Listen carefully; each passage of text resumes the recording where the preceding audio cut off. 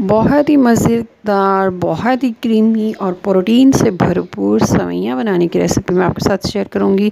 बहुत से लोग सेवइयाँ इसलिए नहीं खाते कि ये बादी किस्म की होती हैं, लेकिन इस तरीके से बनाएं तो ये सेहत से भरपूर होंगी। मेरे चैनल को सब्सक्राइब करें, लाइक करें, शेयर करें। अस्सलाम वालेकुम, कैसे हैं आप? उम्मीद आप बहुत ज़्यादा अच्छे होंगे। तो चलिए शुरू करते हैं। 1 कप चीनी और 1 अंडा लेके इसको मिक्स करके रख दें।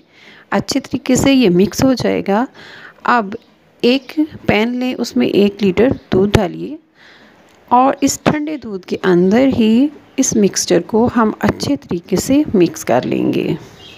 अगर आप गर्म दूध में इसको डालेंगे तो इसके लम्स बन जाएंगे, जबकि हम इसके ठंडे दूध में डालेंगे फिर इसका फ्लेम ऑन करेंगे और फिर इसको बॉईल होने देंगे। हल्की आग रखिएगा, आग को शुरू में तेज़ नहीं करना है। अच्छी तरह बॉईल होने के बाद इसमें हम आधा पैकेट सेवइयों का डालेंगे और इसको अच्छी तरह मिक्स करने के बाद आप इसे छोड़ दें, कवर कर दें। तकरीबन 5 मिनट में ये सेवइयाँ हमारी गल जाएंगी।